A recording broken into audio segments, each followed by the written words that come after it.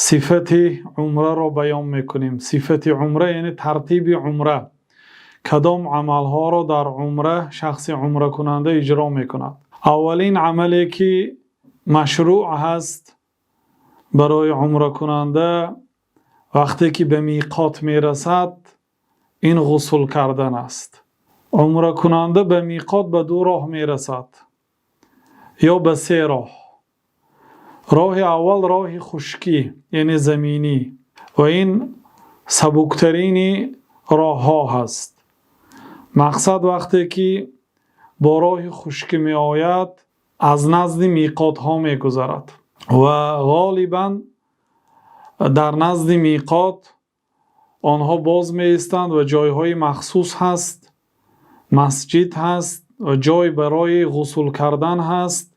اما اگر به واسطه هواپیما باشد یا به واسطه کشتی ها باشد آنها به واسطه میقات نمی گذرند.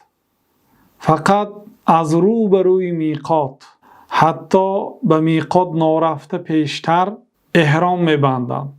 وقتی که به واسطه هواپیما می آیند غالبا در یعنی که فرودگاه دیگر کشوری که به واسطه آن کشور به سوی جده پرواز می کند خوب است که اگر به طریق هواپیما باشد در همان فرودگاه کشور یا در مهمانخانه آن کشوری که از آنجا پرواز می کند غسل کند. غسل کردن پیش از احرام سنت است، یعنی حتمی و ضروری نیست.